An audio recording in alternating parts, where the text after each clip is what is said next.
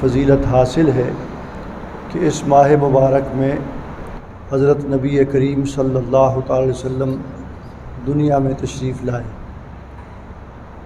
یہ بات تو تقریباً متفق علیہ ہے کہ آپ کی تشریف آوری جس مہینے میں ہوئی ہے وہ مہینہ ربیع الاول کا تھا، اور یہ بات بھی تقریباً متفق علیہ ہے کہ آپ کی ولادت باسعادت جو ہوئی ہے وہ واقع فیل کے بعد ہوئی ہے۔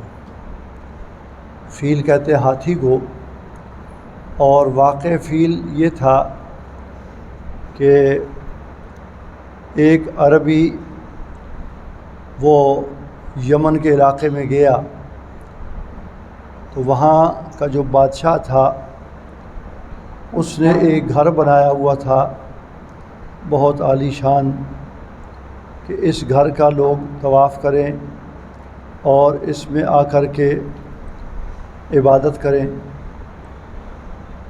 اس نسبت سے اس نے وہ گھر بنایا۔ تو ایک عرب وہاں گیا تو اس نے جب دیکھا کہ بیت اللہ شریف کے مد مقابل یہ دوسرا گھر تعمیر کیا گیا تو اس نے اس گھر کے اندر پاخانہ کر دیا۔ یہ اس بادشاہ کے لیے اور اس کے پیروکاروں کے لیے نہایت ہی ذلت کا عنوان تھا۔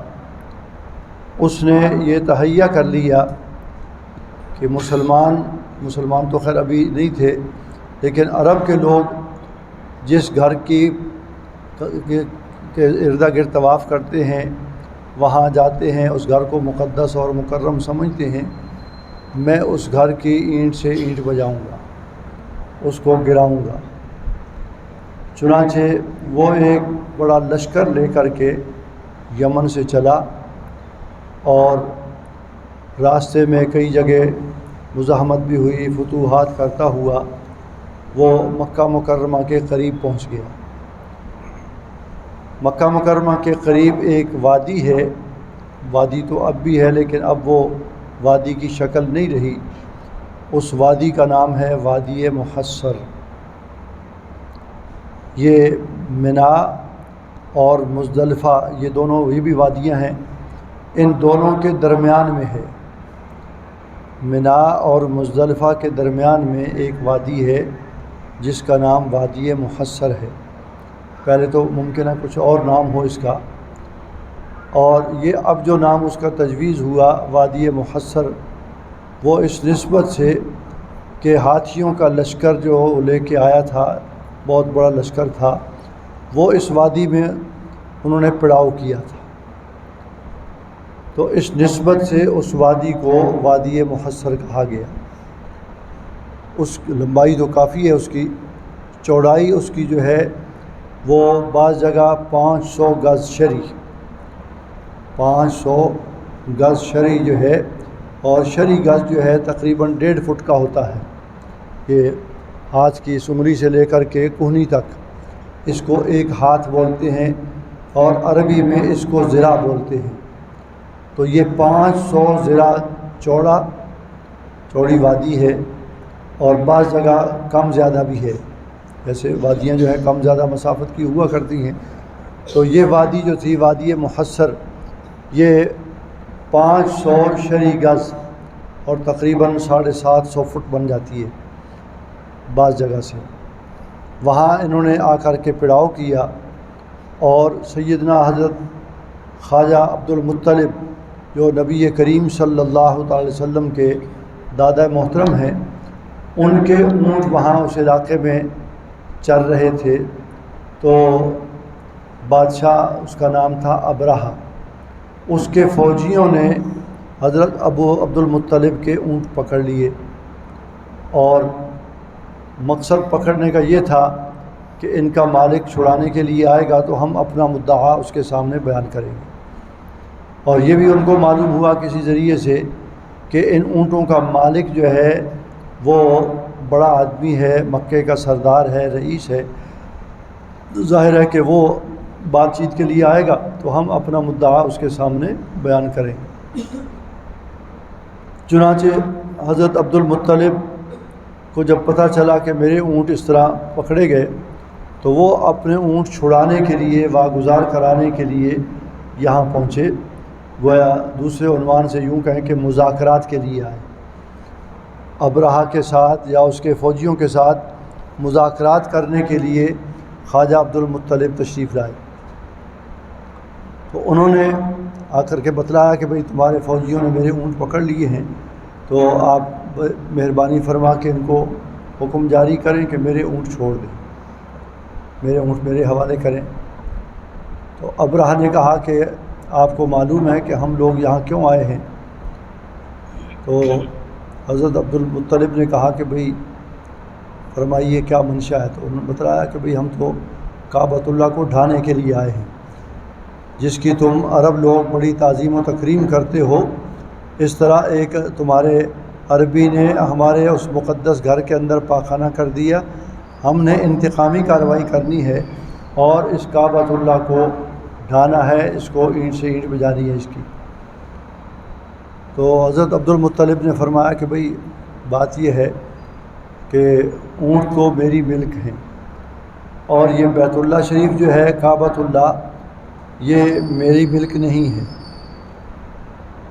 اونٹ میرے ہیں، مجھے ان کی فکر ہے، اور یہ گھر جس کا ہے وہ خود اس کی فکر کرے گا، وہ جانے اس کا کام جانے، میں تو اپنے اونٹ واگزار کرانے کے لیے آیا ہوں، وہ مجھے دے دو۔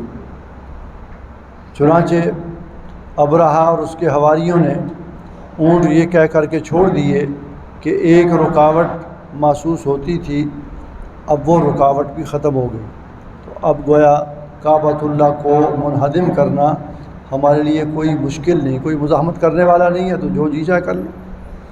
چنانچہ اونٹ کو چھوڑ دیے گئے اور پروگرام بنایا کعبۃ اللہ پر حملہ کرنے کا۔ کعبۃ اللہ وہاں سے کوئی 2-3-4 میل کی مسافت ہوگی، اس سے زیادہ مسافت نہیں ہے کعبۃ اللہ کی، اور اب تو چونکہ آبادی دور تک چلی گئی اور مینا شریف جو ہے وہ بھی مکے کا جز بن چکا ہے، اور وادی محصر جو ہے وہ بھی مکے کا جز بن چکی ہے، آگے مزدلفہ ہے وہ بھی مکے کا جز بن چکا، کیونکہ مکہ پاک کی آبادی جو ہے دور تک چلی گئی، حتیٰ کہ عرفات کے میدان تک آبادی چلی گئی۔ عرفات کے بالکل سامنے ایک بہت بڑا میدان ہے جو حج کے موقع پر وہاں پارکنگ کے طور پر استعمال ہوتا ہے، اور اس کے سامنے ایک بہت بڑی یونیورسٹی ہے جو جامعہ ام القریٰ کے نام سے ہے، جامعہ ام القریٰ کے نام سے یہ بہت بڑی یونیورسٹی ہے۔ اصل یونیورسٹی جو ہے وہ مکہ مکرمہ شہر کے اندر عزیزیہ میں ہے، عزیزیہ ایک محلہ ہے مکہ پاک کا، تو وہاں اصل یونیورسٹی ہے، اور اس کا یہ انہوں نے نیو کیمپس بنایا، جیسے ہمارے ہاں پنجاب یونیورسٹی جو ہے یہ انارکلی بازار میں ہے، تو اس کا نیو کیمپس جو ہے یہ ہمارے ہاں پنجاب یونیورسٹی ادھر، اب اسی کو لوگ نیو کیمپس کوئی نہیں کہتا بلکہ یونیورسٹی ہی کہتے ہیں، پنجاب یونیورسٹی کہتے ہیں۔ تو بہرحال بہت بڑی یونیورسٹی ہے، تو ابھی پچھلے سفر میں وہاں حاضری ہوئی، تو بیٹا میرے ساتھ تھا، تو ہم گئے وہاں کے بھی احرام کہاں سے باندھیں، تو وہ جگہ نسبتاً ہماری رہائش کے قریب تھی، تو بچوں نے کہا کہ جی وہاں چلتے ہیں، وہاں سے احرام باندھ کے آ گئے۔ چنانچہ یونیورسٹی کے اندر بھی 2-3 اسٹاپ ہیں بس کے، تو سرکاری بسیں جو ہیں وہاں چلتی ہیں، وہاں سے چل کے حرم آتی ہیں، آگے حرم کے باہر تک بھی وہ جاتی ہیں۔ تو اس وقت اندازہ ہوا کہ بہت بڑی یونیورسٹی ہے، اس کے ساتھ ہی پولیس کا ایک ٹریننگ سینٹر ہے، تو مقصد یہ ہے کہ یہ سارا علاقہ جو ہے اب آبادی کے اندر آ گیا۔ تو اس وقت یہ سارا بالکل جنگل بیابان تھا، تو ابرہہ نے اپنے فوجیوں کو حکم دیا کہ بھئی رکاوٹیں جو ختم ہو گئیں، اب بیت اللہ شریف کے اوپر حملہ کرو اور اس کو منہدم کر کے تو اپنے دل کی بھڑاس بجھاؤ۔ چنانچہ تیاری کی، حق تعالی جل شانہ نے ابرہہ اور اس کے حواریوں کو نیست و نابود کر دیا۔ کعبۃ اللہ کی جو بے حرمتی کرے گا تو وہ اللہ کے عذاب سے بچ نہیں سکتا، دنیا میں بالفرض بچ بھی جائے تو آخرت کا عذاب تو ہے ہی اپنی جگہ، اور دنیا کے اندر بھی اللہ تعالیٰ اس سے انتقام لے لیا کرتے ہیں۔ چنانچہ حق تعالی جل شانہ نے یہ جو ہاتھیوں کا بڑا لشکر تھا تو اس کا مقابلہ کرنا آسان کام نہیں تھا۔ اللہ تعالیٰ نے ہاتھیوں کے مقابلے میں ہاتھی نہیں بھیجے۔ اگر اللہ تعالیٰ چاہتے تو ہاتھیوں کو حکم دیتے، ساری مخلوق کو اللہ کے تابع فرمان ہے، ہاتھیوں کو حکم دے دیتے، وہ آ کر کے ان ہاتھیوں کو نیست و نابود کر دیتے۔ یا یہ جو ہاتھی ابرہہ لے کے آیا تھا، انہی ہاتھیوں کے دل میں اللہ تعالیٰ بات ڈال دیتے اور یہ ہاتھی جو ہیں بجائے بیت اللہ پہ حملہ کرنے کے ابرہہ کے اوپر ہی حملہ آور ہو جاتے۔ ان اللہ علی کل شیء قدیر، اللہ تعالیٰ تو ہر چیز پر قادر ہے۔ کچھ بھی ہو سکتا تھا، لیکن اللہ رب العزت نے اپنی قدرت کا کرشمہ دکھلایا کہ ہاتھیوں کے مقابلے میں ہاتھیوں کو نہیں بھیجا، شیروں کو نہیں بھیجا اور دیگر کسی بڑے جانور کو نہیں بھیجا، انسانوں کو بھی اس کا مکلف نہیں بنایا۔ اللہ تعالیٰ نے چھوٹے چھوٹے پرندے جو جن کو ہم ابابیل کہتے ہیں، اصل تو ابابیل جو ہے کسی پرندے کا نام نہیں ہے، ابابیل جو ہے وہ پرندوں کے غول کو کہتے ہیں، پرندوں کا جھنڈ ہے، پرندوں کا غول ہے، اس کو ابابیل کہا جاتا ہے۔ تو علماء نے لکھا ہے کہ یہ پرندے غول کی شکل میں اور جتھے کی شکل میں ساحل سمندر کی طرف سے آئے اور آ کر کے انہوں نے ابرہہ کے لشکر کے اوپر حملہ کیا۔ اور یہ پرندے جو ہیں چھوٹے چھوٹے پرندے تھے، اور اس سے پہلے بھی علماء نے لکھا کہ نہیں دیکھے گئے، اس کے بعد بھی نہیں دیکھے گئے۔ بس اللہ رب العزت نے اپنی قدرت سے ان کو پیدا فرمایا، اسی کام کے لیے پیدا فرمایا، اور اس کام کے لیے متعین کر کے جب یہ کام مکمل ہو گیا تو اللہ تعالیٰ نے ان کو اپنے پاس بلا لیا۔ ضروری نہیں کہ ہر ایک جاندار کی عمر جو ہے وہ کئی سال ہو، ایسا نہیں ہوتا۔ اب دیکھتے ہیں کہ یہ برسات کے موسم میں کئی ایک پتنگے پیدا ہوتے ہیں، اور بعض جو ہیں وہ کاٹتے بھی ہیں، زہریلے بھی ہوتے ہیں، لیکن ان کی عمر زیادہ نہیں ہوتی۔ کچھ جو ہے وہ ایسے ہوتے ہیں کہ ان کی عمر جو ہے وہ چند گھنٹے ہے، بعض ہیں ان کی عمر ایک رات ہے، اگلے دن وہ ختم ہو جاتی ہے، اگلے دن اللہ تعالیٰ اپنی قدرت سے پھر اور پیدا کر دیتے ہیں۔ تو یہ برسات کے موسم میں عام طور پہ یہ سلسلہ چلتا رہتا ہے۔ تو ہو سکتا ہے کہ ان ابابیلوں کو بھی اللہ رب العزت نے وقتی طور پر پیدا فرمایا اور ان سے ایک کام لینا تھا اپنی قدرت کاملہ کے مطابق، وہ کام لے لیا، اور اس کام کے بعد جو ہے اللہ تعالیٰ نے ان کو نیست و نابود کر دیا۔ پیدا کرنے میں بھی کوئی وقت نہیں لگتا اور فنا کرنے میں بھی کوئی وقت نہیں لگتا۔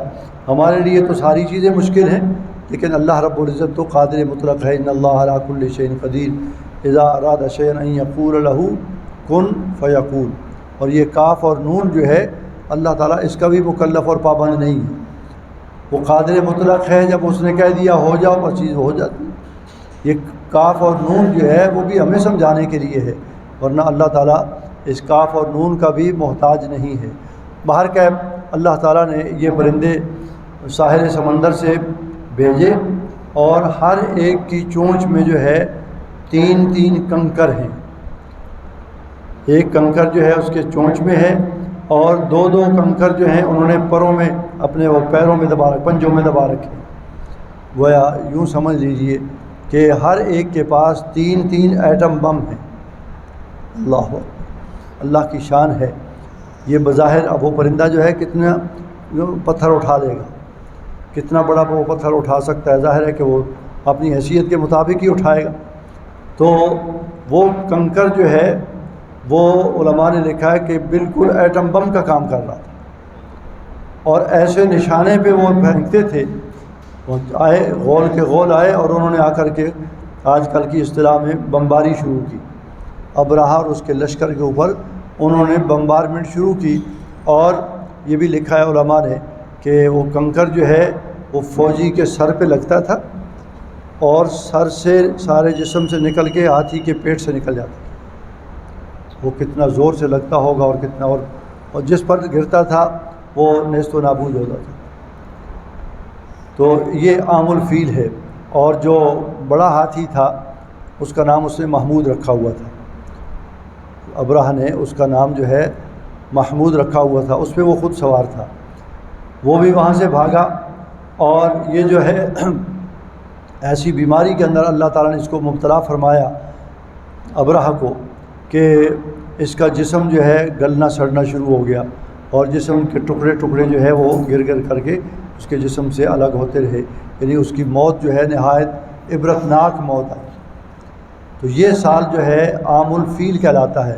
اس زمانے میں تاریخیں لکھنے کا رواج نہیں تھا، لوگ لکھے پڑھے نہیں ہوتے تھے، بہت کم لکھنا پڑھنا جانتے تھے، تو واقعات کو یاد رکھنے کے لیے کوئی اہم واقعہ، تاریخ ولادت وفات کو بھی یاد رکھنے کے لیے انہی چیزوں کو مد نظر رکھا جاتا تھا کہ فلاں آدمی جو پیدا ہوا وہ کب پیدا ہوا، ایک واقعہ پیش آیا تھا فلاں موقع پر، اس موقع پر یہ بندہ پیدا ہوا تھا، یا اس واقعے کے اتنے دنوں بعد پیدا ہوا، یہ اس واقعے کے اتنے دنوں پہلے پیدا ہوا۔ تو رحمت دو عالم صلی اللہ تعالی وسلم اس واقع فیل کے تقریباً 60 دن کے بعد دنیا میں تشریف لائے، تو اس کو عام الفیل کہا جاتا ہے، ہاتھیوں والا سال، ہاتھیوں والا سال اس کو کہا جاتا ہے۔ اور آپ صلی اللہ تعالی وسلم اسی سال میں تشریف لائے دنیا کے اندر، تو یہ معلوم نہیں کہ یہ تاریخ کون سی تھی، مختلف تاریخیں ہیں۔ مہینہ تو ربیع الاول کا تقریباً سب نے لکھا ہے، الا یہ کہ سیدنا شیخ عبد القادر جیلانی رحمہ اللہ تعالیٰ نے لکھا ہے کہ آپ کی ولادت باسعادت جو ہے 10 محرم الحرام کو ہوئی ہے۔ ان کی روایت یہ ہے، غنیت الطالبین کے اندر انہوں نے لکھا ہے کہ آپ کی ولادت جو ہے 10 محرم الحرام کو ہوئی ہے۔ بہرحال یہ ایک روایت ہے، لیکن جمہور علماء جو ہیں وہ اسی بات کے قائل ہیں کہ آپ کی ولادت باسعادت ربیع الاول کے مہینے میں ہوئی۔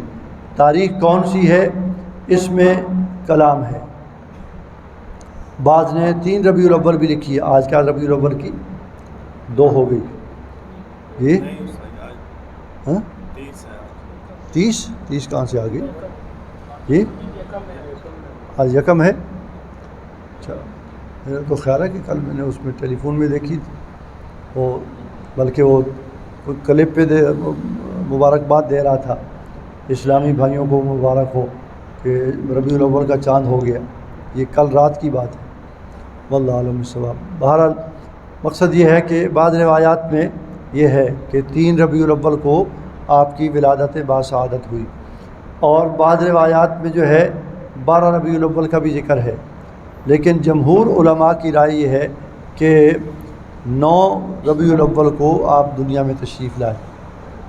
ہمارے استاد حضرت مولانا محمد ادریس صاحب کاندھلوی رحمہ اللہ تعالیٰ نے سیرت المصطفیٰ کے اندر بھی اسی کو ترجیح دی ہے، اور سید سلیمان ندوی اور علامہ شبلی نعمانی نے بھی اسی کو ترجیح دی ہے، اور بھی بہت سارے حضرات مورخین جو ہیں وہ 9 ربیع الاول کو راجح قرار دیتے ہیں، لیکن ایک تاریخ جو ہے 12 کی بھی ہے، تبری وغیرہ کی روایت جو ہے 12 کی ہے، لیکن ہم نے تو 12 کو ہی پکا کر لیا، 12 کو پکا کر لیا، چونکہ کھانے پینے کا پروگرام جو ظاہر ہے کہ ایک تاریخ میں ہو سکتا ہے، متعدد تاریخوں میں تو ہو نہیں سکتا، اس لیے 12 ربیع الاول جو ہے اس کو ہم نے متعین کر لیا، اور اس کو عنوان بھی دے دیا عید کا، کہ یہ عید کا عنوان ہے۔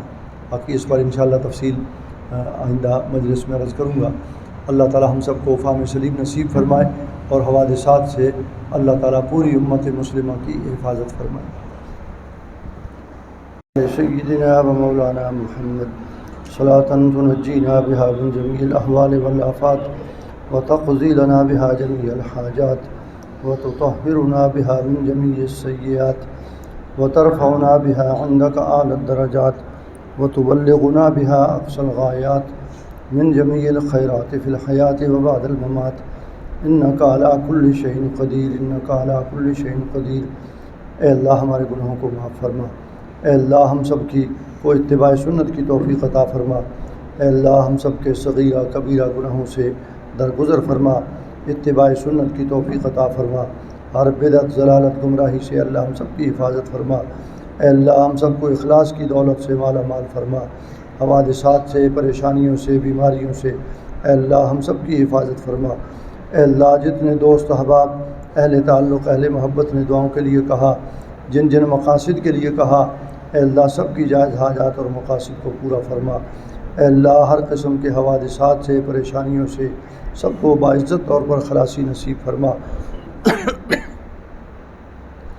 اے اللہ ہمارے ملک کی حفاظت فرما، پاکستان کو استحکام نصیب فرما۔ اے اللہ جو پاکستان کے بے خواہ ہیں ان کی مدد فرما، حفاظت فرما۔ اے اللہ جو اس کے بدخواہ ہیں ان کو ہدایت نصیب فرما، اگر ان کی قسمت میں ہدایت نہیں ہے تو ان کو تباہ و برباد فرما۔ اے اللہ تمام دینی مدارس، قرآنی مکاتب، تبلیغی مراکز، علماء، طلباء، اے اللہ سب کی کامل حفاظت فرما، حرمین شریفین کی حفاظت فرما۔ اے اللہ ہم سب کو زیارت حرمین شریفین سے بار بار مشرف فرما۔ اے اللہ وہاں کی برکات ہم سب کو نصیب فرما۔ اے اللہ قرآن کریم کی تلاوت، اس پر عمل کرنے کی توفیق عطا فرما، فہم قرآن ہم سب کو نصیب فرما۔ اے اللہ ہمارے اس مدرسے کو دن دگنی رات چگنی ترقی نصیب فرما۔ اے اللہ تمام دینی مدارس کی حفاظت فرما، قرآنی مکاتب کی حفاظت فرما، مساجد کی حفاظت فرما۔ اے اللہ جہاں کہیں بھی تیرے دین کا کام ہو رہا ہے، جس انداز میں بھی ہو رہا ہے، اے اللہ محض اپنے فضل و کرم سے اس کو قبول اور منظور فرما، اور دین کا کام کرنے والوں کی حفاظت فرما، مدد فرما، ہر قسم کے حوادثات سے ان کو محفوظ فرما۔ اے اللہ محض اپنے فضل و کرم سے ہماری دعاؤں کو شرف قبولیت عطا فرما۔ ربنا آتنا فی الدنیا حسنہ وفی الآخرۃ حسنۃ وقنا عذاب النار وادخلنا الجنۃ مع الابرار یا عزیز یا غفار یا کریم یا ستار یا ارحم الراحمین یا رب العالمین۔ وصلی اللہ تعالی علی النبی الکریم محمد وعلی آلہ واصحابہ اجمعین برحمتک یا ارحم الراحمین۔